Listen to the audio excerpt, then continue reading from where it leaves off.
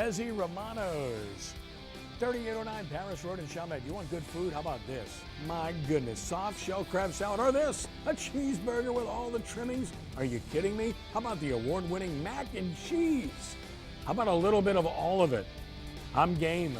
I'm Ken Trahan. Welcome. It's great to be back with sportsNOLAtv, and we are so thankful to be back and thankful that you've joined us as well. From Desi Romano's, great food, great venue. We encourage you to come to Desi Romano's on Paris Road here in Chalmette.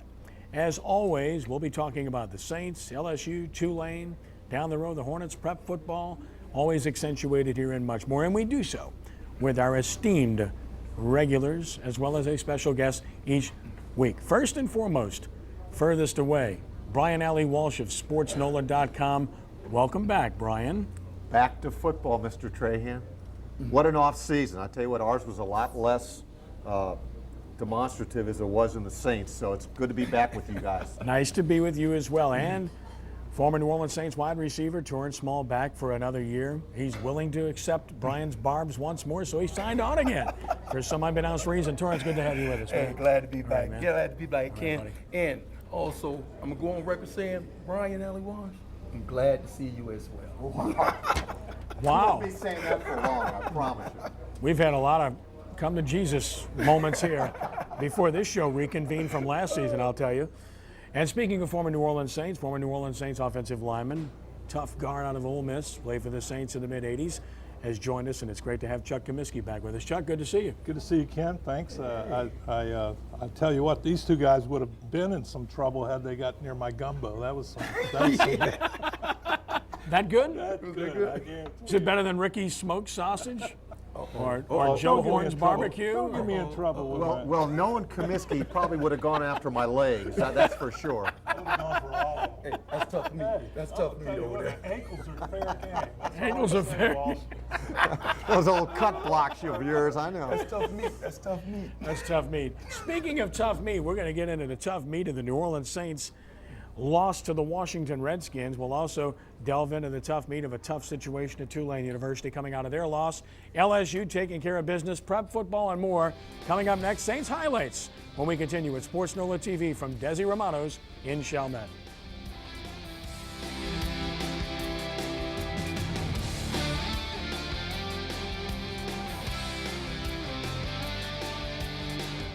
For the most informative, diverse sports information in New Orleans and Louisiana, go to sportsNOLA.com. With the top prep sports coverage in the state and comprehensive information on the Saints, LSU, Hornets, the Zephyrs, Voodoo, Tulane, and all Louisiana colleges, sportsNOLA.com features extensive video, audio, and a tremendous number of award-winning journalists whom you can trust for accurate, candid reporting. Make it your homepage. It's a can't-miss daily visit. sportsNOLA.com.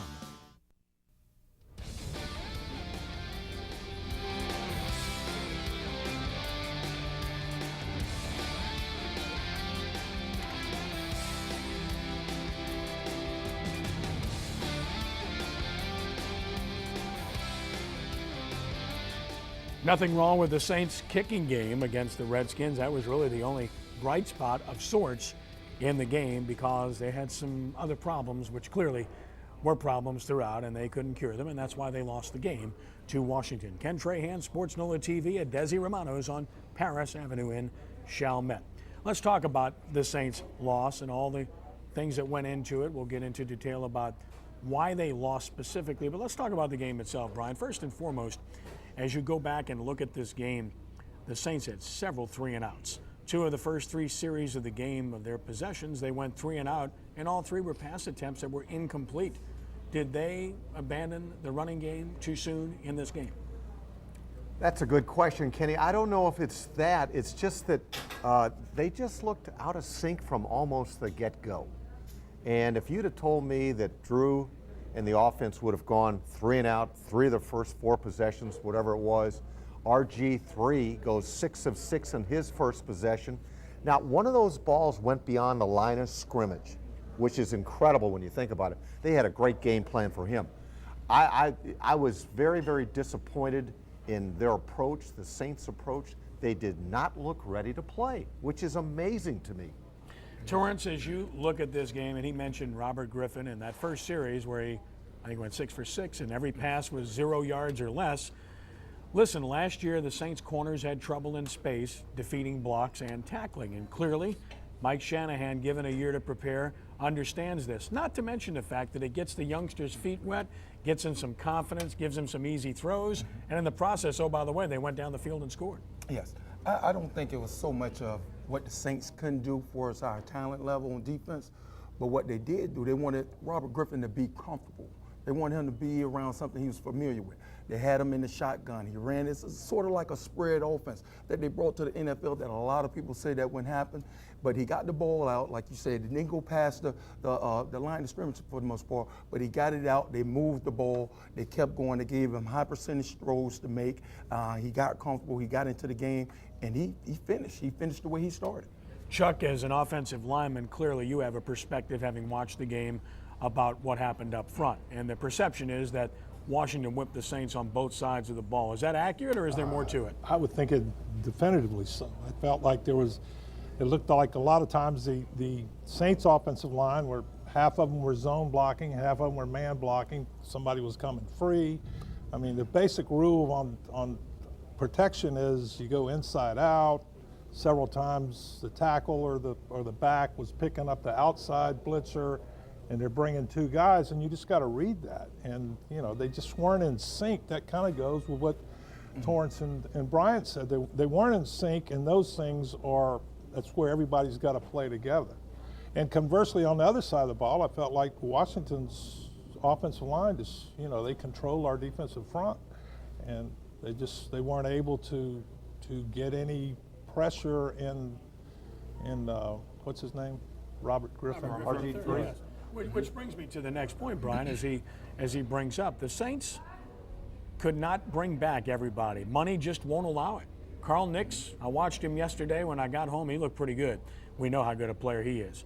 Tracy Porter, we know what he did for the Denver Broncos. He not only had the pick 6 to win the game, he almost had another pick and broke another pass up in that game. Robert Meacham, of course, with San Diego. In the case of Meacham, the Saints thought they could replace him easily. That just hasn't happened. Adrian Arrington is gone. Joseph Morgan does not have good hands. Andy Tanner got hurt. So you really haven't replaced him as a fourth receiver. Now Devery Henderson's hurt. And then, of course, you look at the other loss that we talked about, and I don't know that they've replaced any of those guys. Ben Grubbs is a good player, but is he as good as Carl Nix? Not yet. You can't say he is, and you're absolutely right. Nick Toon on IR as well. Yes. So when Devery went down, you suddenly saw Robert Meacham's absence really came clear at that point. Not just the fourth receiver, but your deep threat, the Right, guy that got deep. exactly. Yeah, it's really true. And when you think that Corey White is your bell cow draft pick, okay, and he played a lot yesterday because of the injury to Jabari Greer and Johnny Patrick, but he's your bell cow, a 5th-round draft pick out of Sanford, right? He's your guy right now. They got 3 guys on IR, and Akeem Hicks was not active, so. They've got some. I think they've got some significant holes on their roster right now, partly due to injury. I agree with that. And you had guys playing that were playing at less than 100%, Torrance, and we certainly cannot ignore that. Curtis Lofton missed time, and he actually played pretty well, but he's not 100%. David Hawthorne, not 100%. Marcus Colston, not 100%. Darren Sproles, not 100%. And then you get into the game, and Johnny Patrick gets hurt. Devery Henderson gets hurt. And this is not a team that has the depth that it had last year. So as a result, you have to be concerned. Yes. Now, do we miss some of those guys? Yes, miss them badly. But this is the thing. This is the NFL, guys. No excuses. If you're on the field, we expect you to perform. Now, let's go back and see what happened. 12 penalties?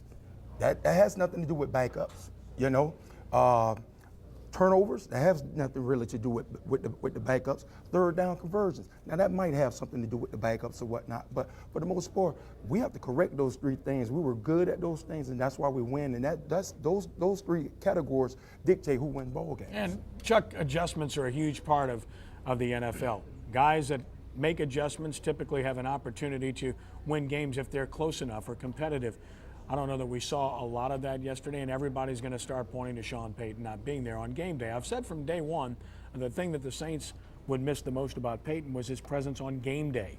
his arrogance, his aggressiveness, and his ability to decipher things quickly and make decisions that help a team win. I saw some instances yesterday where he clearly would have made a different decision. Your thoughts? My thoughts there, you're exactly right. I mean, it's a situation where he is the lifeblood. He's the temperature. He's the driving force, and you see that personality game week as they prepare.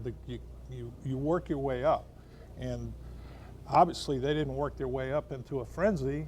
And he usually gets your attention. He gets my attention sitting and watching it on TV when he starts ripping somebody. So I mean, you didn't see that, and you didn't see that out of Aaron Cromer. Perfect point, because, and I'll catch you in a second. I was one of the points I was going to make is that, remember Jamal Brown? When Jamal Brown would have a false start, Peyton would eat him alive on the sideline. We saw Strief have 2 yesterday. We saw other unfocused penalties like that. We saw none of that eating out taking place. 2 other instances which you can clearly relate to. One, before halftime. Peyton calls timeout after first down when the other team has the ball every time because he wants the ball back and wants another at bat, not worried about his defense. The Saints didn't do it until after second down before halftime, cost them 40 seconds, and that's not something Peyton would have done. In addition, going for the field goal when they were down in the third quarter, Peyton would have gone for it. I mean, I think so. You? See, no, I agree with you, and we talked about that up in the press box yesterday with the fellows I was sitting with as well, Kenny, is that, Sean wasn't there. You felt like he was watching it somewhere from wherever he was watching, and that he was going, go for it, or call timeout. There was another time I thought, and that was the time right before the halftime, I thought they squandered 50 seconds, 50 seconds right there. And you know what, all right, and what I like what you said, because you're a player, and it's absolutely right. There are no excuses, and I don't think the Saints are looking for excuses here. They clearly were not ready to play. They didn't play well, and it showed almost in every facet of the game. I like their response afterwards. I did too. But just the one thing about Sean Payton not being there. As a player, when you messed up, if you were at home, your parents, you messed up, you did not want to cross your mom at that time. When players mess up, they did not want to run off that field and have to see Sean Payton's face. And they didn't have that. When you don't have that, you're a little loose. You're a little bit more, you're not as focused as you said. And those guys able to, do what they want to do. Well, but if Sean Payton had been there, believe me, head's been down, and you coming off that field like this here because you know whose eyes are on you. Listen, if Joe Vitt had been there, okay, Joe Vitt would have been in his face. Now, this is just the way coaches are different, Exactly. Yep. Listen, there's much to chew on. We're going to talk extensively in our hot seat segment about why the Saints lost and get into more detail. When we return in just a moment, we'll take a look around the NFL and what happened in Week 1 around the league as Sports NOLA TV continues from Desi Romano's on Paris Avenue in Chalmette.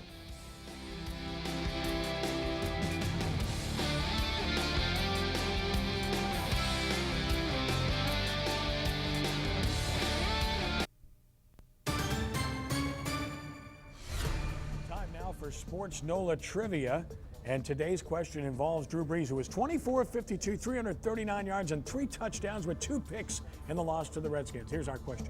Before his performance Sunday against the Redskins, how many times has Brees completed fewer than 50% of his passes as a Saint? Was it A, 1, B, 2, C, 4, or D, 6? Ponder it. We'll have the answer a little bit later for you here on Sports NOLA TV. Ken Trahan, Desi Romano's, 3809 Paris Road in Chalmette. Come on out to Desi Romano's. Enjoy some of the incredible dishes that they have, as our guys have today. Well, it's been an interesting first week in the NFL, and of course a couple of games tonight to conclude the first week slate. Always 2 Monday night games the first week, but looking around the league, it's been a very, very intriguing weekend. Let's take a look at some of the results, and of course, you see Dallas winning over the Giants. That was earlier in the week. New England rolled over Tennessee. Tom Brady broke his nose. Philadelphia, Michael Vick threw 4 interceptions, but rallied. The Eagles passed Cleveland 17-16. Browns were hapless offensively. Houston drummed Miami 30-10. Houston will be there till the end. Detroit scored very late to beat the Rams, who had a spirited effort, by 4. And Atlanta, very impressive offensively, rolled the Chiefs in Kansas City by 16. The Jets, that's what preseason's all about. It meant absolutely nothing. They couldn't score. They scored 48 against Buffalo. Chicago, a good team, rolling over Andrew Luck and the Colts. Tampa Bay, good home win over Carolina and shutting down Cam Newton and crew, whom the Saints will play this week at Charlotte. Overtime game, good game. Minnesota beat Jacksonville. Good to see Adrian Peterson on the field. Same for Maurice Jones-Drew. Arizona got Kevin Cobb in there late after an injury to Sheldon. He rallies them to a win over Seattle, 20-16, despite the officials blowing a timeout rule and almost giving Seattle the game. And San Francisco went into Lambeau and beat the Packers, serving notice, 30-22. Very impressive win there. Last night, Peyton Manning, oh yes, he's back. 31-19 over Pittsburgh. He looked very good. And the Monday night games include Cincinnati at Baltimore and San Diego at Oakland. So a very interesting first week, some intriguing results. And Brian, as you look at those results, what stands out in your mind more than any others? 3 home teams lose, the Saints, the Giants, and the Packers. And if you'd have told me that, I'd have lost my house and his house. The power base. Chuck, anything stand out from what you saw? Well, I like the way Peyton Manning responded and came back. I thought, Ben Roethlisberger was tough, but felt like it was vintage Peyton. And I was glad as a former SEC player to see, I can't say Tennessee, but anyway. But I really was excited for the whole family. It was great to see him back on the field. It's good for the NFL. Torrance? I like the 49ers. I like the way they went into Lambeau and to finish up the season the way they did and to come back and be favorites and start off like they're the favorites. I thought that was impressive. Let's take a look at the NFC South standings after 1 week, and you don't like where you see the Saints. Of course, if you look at the bottom there, one of those 2 teams is going to be 0-2 after next weekend. And the Falcons are there, and of course the Bucs under Greg Schiano and the new coach and a new approach and Carl Nixon company at 1-0. They ran the ball pretty well, and they played good defense against Carolina, so clearly that made a difference. And listen, there were many things to look at around the league. I thought Peyton Manning was really good, but I think the power struggle of sorts is already starting to be resolved. John Fox is a very conservative offensive coach. He's very much like Jim Mora used to be. Run the football, kick field goals, play defense, and win games. And Peyton Manning, that's not his game at all. For the first quarter and a half of that game, they were John Fox's team. Huddling up, taking their time, running the ball. And then all of a sudden, middle of the second quarter, they go fast break. And Manning starts calling plays and changing things at the line of scrimmage. And for the rest of the game, they were unstoppable. And I understand that, Brian, they were missing a couple of guys. Certainly when you look at, a guy from Archbishop Shaw and LSU, Ryan Clark, not playing did not help them. And, of course, James Harrison didn't play, and that did not help. But, again, this was vintage Peyton Manning. This is what he does. You've got to let him play the way he plays. Well, I'll tell you what, if you just took away the uniform he was wearing, you would think he was still a Colt, the way he was just so in control of that offense. He moved around. If he was hurt, he certainly didn't show it. He moved well. We talked earlier, Kenny, I still thought some of his throws indicated that he's not at 100%. Certainly not tight spirals. Yeah, right, exactly. But they were accurate. Yes, they got were. There pretty quickly. And I'll tell you what, anticipated the receiver Always. being there always, Timing.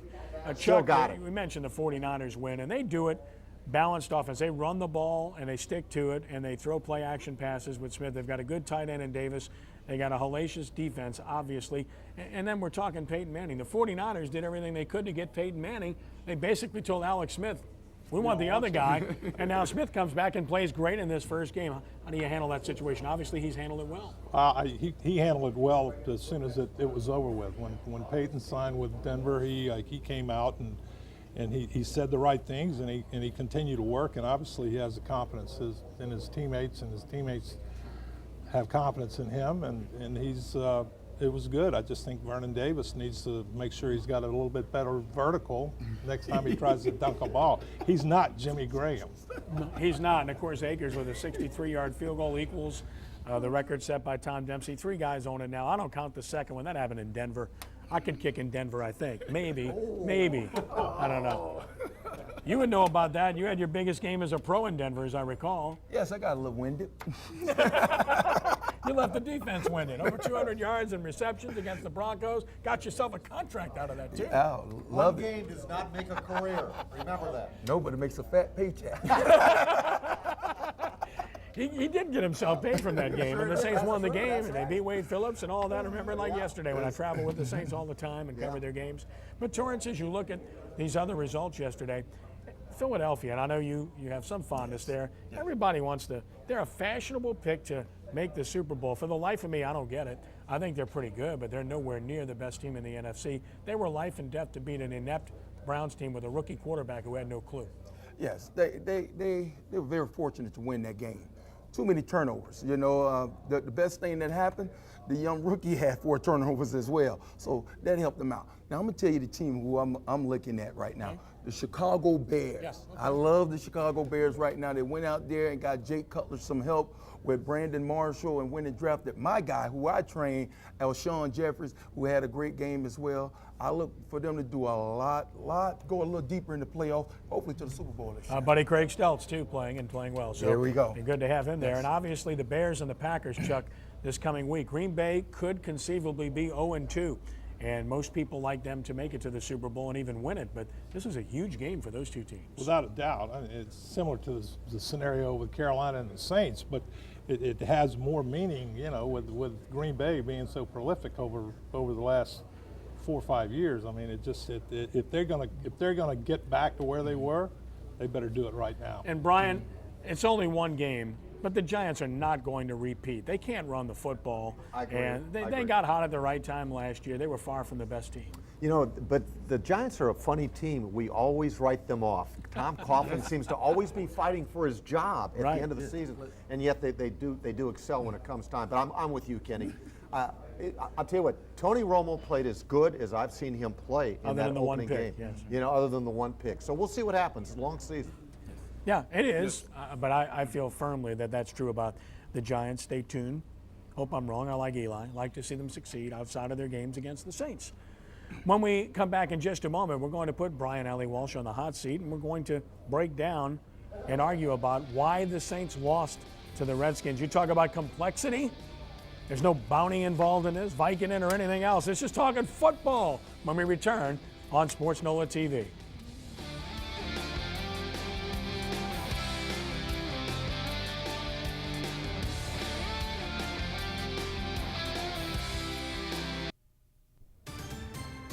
Our Sports NOLA trivia question for this evening before Sunday. How many times has Drew Brees completed fewer than 50%, I should say, of his passes as a Saint? I wanted to give him 6. It's 50%. How many times fewer than 50% while a member of the New Orleans Saints? And the answer is 1. That's it, just once. That was in 2006 at the Meadowlands, the old stadium, against the Giants. And that was a windy day. The Saints won the game, and their defense just completely stymied Eli Manning and the Giants, speaking of the Giants, on that day. So truly remarkable when Drew Brees goes under 50%, in particular indoors at the Mercedes-Benz Superdome. Ken Trahan, sportsNOLAtv, Desi Romano's here on Paris Road in Chalmette. It's time now for our hot seat segment where we put Brian Allee-Walsh on the hot seat. And today's topic is very simply this. Why did the New Orleans Saints lose as a prohibitive favorite in a season opener before a frenzied crowd at home, motivated by bounty gate and everything else, to the mediocre Washington Redskins? Brian, the floor is yours. Kenny, thank you. I've been waiting for that passing of the baton for the last 5 months, and I'll probably drop it. Hot seat on a cool, cool day. The Saints have a mantra that they went into training camp with: do your job. Right out of the gate, they did not do their job. Very few players did their job, and few did it well. I can't understand, Kenny alluded to it, is that I don't think the Saints will have a better home field advantage this season than they did yesterday. The 2 players coming back from suspension, the return back to football from one of the most scandalous off seasons in franchise history. Hurricane Isaac, a region recovering, wanting to get as much as they could from this football team. And what happened? They laid an egg. And I would have never thought that RG3 would have come out into the Superdome and outplayed Drew Brees, and he did. This 0-1 is vastly different from 0-1 a year ago. 0-1 a year ago, they went up to Green Bay, got beat by a very good football team at storied Lambeau. This 0-1 team, they lost to an inferior opponent in their home stadium when everything said this should be a W for this team. They've got a lot of work to do in the next 7 days, and we'll see what kind of what Aaron Cromer and staff do to get this team back up, playing to the potential. What is the reason? We asked, what is the reason? Why did I don't know if you can signify a reason, one reason. Well, I'm going to give you a reason. All right. I'm going to give you one reason. Hey, RG3 and Mike Shanahan. He had his team up to play. He called the right plays. He made the young guys feel comfortable out there playing ball. He gave them some of his old college plays. They had him in the shotgun, running the spread. I think all those things contributed to him feeling more comfortable. Not only that, the Redskins whooped us. Let's say what it is. They whooped us in the front line. They kept pressure on Drew Brees defensively, and offensively they pushed us around. We didn't get any pressure on the young man. He sat back there. He made throws, although he got the ball out quick, but he made great throws. He made plays. They made the plays they had to make. We didn't make the plays that we had to make. Hey, let's give it to the Redskins. We lost this game because the Redskins were ready. Chuck? I get back to where I started early on. They miss the intensity of Sean Payton. He's the driving force as far as the personality goes. Drew Brees is the on-the-field guy. But even Drew Brees looked like he was out of step, a half sink out of step. He just didn't look, and nobody did. The offensive line, once again, they looked, I didn't see guys shoving and finishing the blocks. The defensive linemen, they were coming off the ball hard, but they weren't using their hands and getting off the blocks to make the tackles. I mean, and that is an intensity level that is created on Monday when you're watching film and putting the game plan in. It starts on Monday and it goes all the way through the week, and I think they've lost a little bit of that preparation. That everything, basically. Yes. And I know you guys are chomping at the bit, but I've got to render a verdict here. And in my opinion, the Saints lost this game very simply because of this. They were out-prepared, out-coached on game day, and outplayed. It's that simple. They got beat. They got beat by a team that was clearly, demonstratively better than they were on this day. What are the reasons for that? Is this just an exception to the rule? I'm not going to jump off the bandwagon of sorts. I'm not going to go, Brian, and say it's over with or anything else. I'm going to say to you that it was one game. We're going to learn a lot more, I believe, this coming week at Carolina. It's a road game. It's against a team that can move the ball on you. It's against a team that's desperate like you, and it is a division game. And if we see more of the same, it's going to be problematic. Now, here's the issue. How healthy will you be going into this game? The Saints go into this game with Corey White starting at cornerback. Bless his heart. He's not ready to do that in the NFL. Jabari Greer's hurt, but you did not bring Tracy Porter back, and you lack depth in the secondary. By the second quarter, Johnny Patrick was in the game, spelling White, who was struggling mightily. And then Patrick gets hurt. And then your nickelback is somebody you've never heard of. So, and then you got Roman Harper playing coverage, which he cannot do. And we've learned this, bless his heart, over the period of 6 or 7 years. What he can do is tackle and rush the passer. On one play, in fact, one of the big plays in the game, Malcolm Jenkins is blitzing and Harper's in coverage. I think you got that backwards. Maybe we see why Greg Williams did what he did all the time now, because he was trying to cover up for the ills that they have otherwise. Have they addressed enough of those? I think they've tried. I don't know that they've succeeded, but we are going to find out in due time. Agree, Brian? Well, I'll tell you what, I think what this team learned too is that you cannot roll the ball out and expect to win. I think there is a certain arrogance that this team had entering this game, that it was almost an entitlement because they got wronged all season long.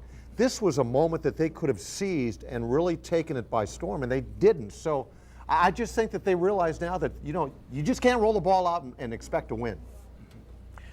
Well, sportsNOLA.com is the best site on the web, and sportsNOLA.com offers everything you could possibly imagine, and you've got every opportunity to interact. Questions? Twitter SportsNOLA, Facebook sportsNOLA.com. sportsNOLA.com, where you'll find Brian's work, mine, and a host of others who do a terrific job all the time at sportsNOLA.com.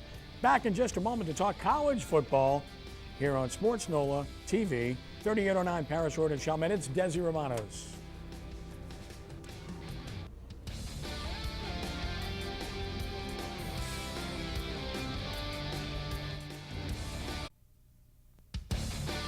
Here's what you'll find now on the best website around, anywhere, anyhow. At sportsNOLA.com. Analysis on the Saints Redskins from Brian Allee-Walsh, Rick Gailey, myself, Ed Daniels, and more. Also the latest on Tulane's Devin Walker.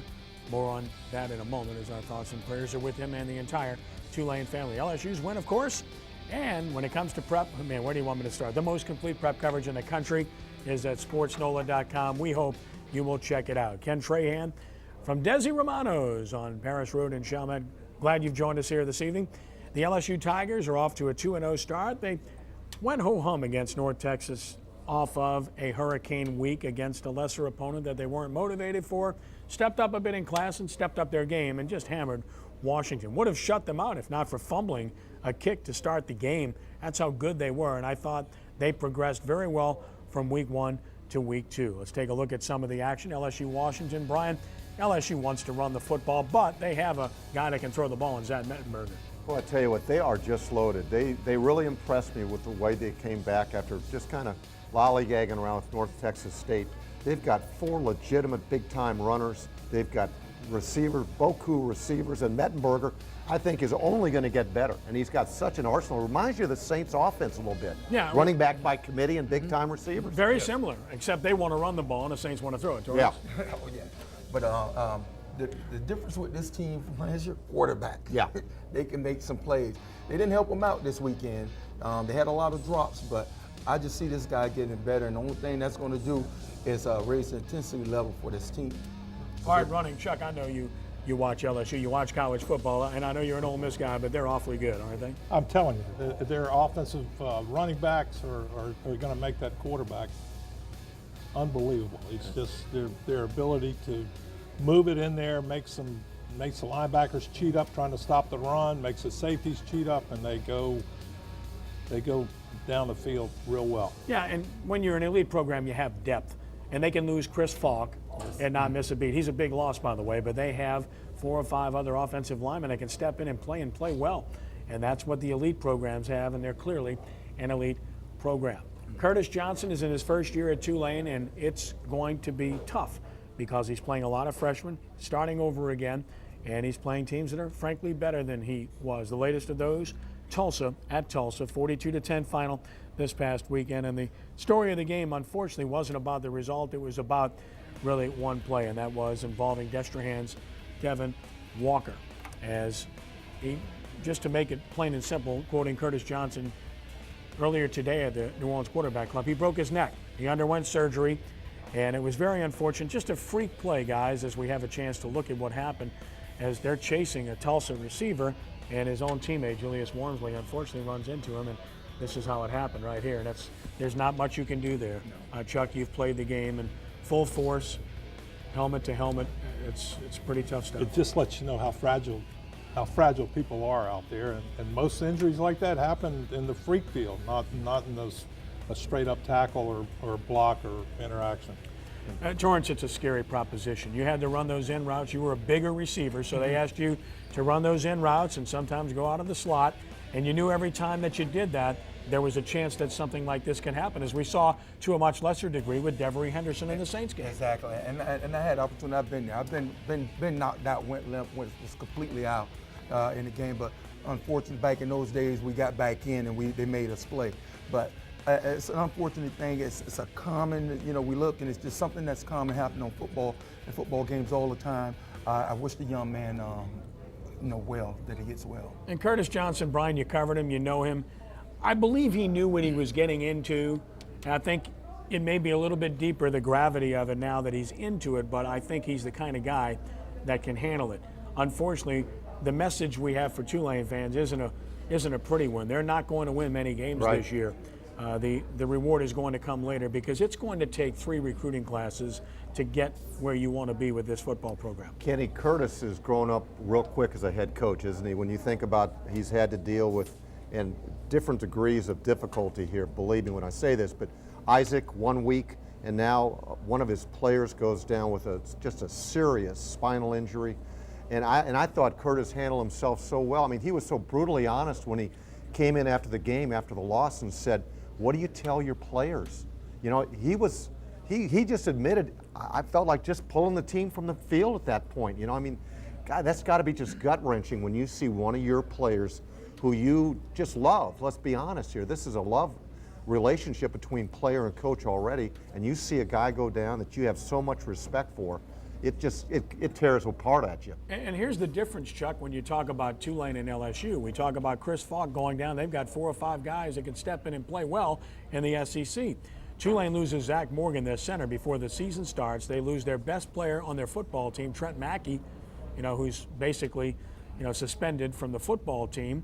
And now they have this happen. They don't have the kind of guys. And then, of course, their quarterback, Ryan Griffin, goes down. They got to play a true freshman on the road at Tulsa, and Devin Powell against a team that's blitzing like crazy. They don't have the kind of depth necessary to replace those kind of players. No, but this is, if you're going to give CJ a chance, it's early on in the game, so take these opportunities as growth opportunities and build some confidence in the guys that you have there now, and hopefully your recruiting class the next year goes well. But you know, it's a tough situation for him to be in with the depth factors you talk about. And that LSU didn't have that depth, and Alabama didn't have that depth, and you know, Tennessee, they used to have that depth, they went down. Ole Miss used to have depth, they went down. It's the big programs, it takes a while to build that, and it takes a little luck too. And I know Chuck wants Tulane to build its program and do very well, but not until after September 22nd, when Ole Miss is in the Dome playing Tulane in a couple of weeks' time. Goes without saying. Prep football, of course, is a passion of ours. We had Jesuit Holy Cross on our airspace, of course, this past Friday night and Saturday morning. We have many more games to come, including East St. John and Curtis this coming weekend. And each and every week we'll honor a prep player with our sportsNOLA.com Prep Player of the Week from the New Orleans Quarterback Club at WGSO 990 AM. And our Prep Player of the Week for week number 2 is Devontae Speedy Knoll. There's a reason for the nickname, by the way. The quarterback at Carr, 236 rushing yards, 2 touchdowns. And he passed for 36 yards and 2 touchdowns. And Carr went to Hahnville, not an easy place to play. And they whipped the Tigers 41-13. Speedy will be honored at the year-end Greater New Orleans Quarterback Club luncheon on December 10th at Manning's Restaurant. And it was a really good week for prep football. John Curtis beat one of the top 10 teams in the country by 30 points in the Superdome. Jesuit beat Holy Cross. Yeah, They planted basically. Yes, And then, of course, Calvary Baptist, a 2A power, shocked 5A power West Monroe, defending state champions. St. Augustine, and I did the broadcast. I haven't seen anything like it. We were talking about it earlier. Up 53-0 at halftime on Brother Martin. And I think the worst loss in Brother Martin history, 59-7, guys. Oh, how do you rebound from that? You know, you get the troops and you rattle them up, and that's a film you throw away. Those one you throw away and make sure nobody has a copy. Yeah, I mean, that's tough. That's really tough, and you just don't want to be there. It's kind of like one of Brian's teams that he's coaching in an unnamed high school when they're down by 8 runs in the second inning because he sent a runner that he wasn't supposed to send and got him thrown out. Oh, I tell you, well, you know, going back to the Brother Mark game for just a second, what do you tell your team when you're down 53-0? What do you do? Yeah. You just say, gentlemen, suck it up and let's go finish. Character building. Yes. Show me that character now. That's right. Otherwise, Adversity. we're going to be a bunch of characters by the time this one's over. We'll take a time out here. We'll be back to set the stage for what's coming up next week when Sports NOLA TV continues from Desi Romano's in Chalmette.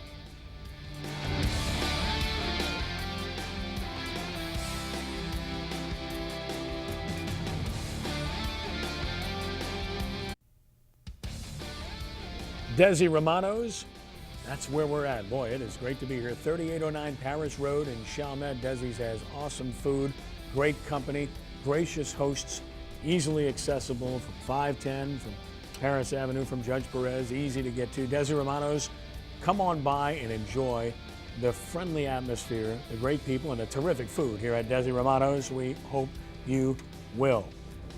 Ken Trahan, Sports NOLA TV from Desi Romano's. And the Saints, of course, now head to Charlotte to take on the Carolina Panthers in a big division game, a victory, a necessity to keep yourself in the mix early on. And Brian, the skinny on this game and what to expect.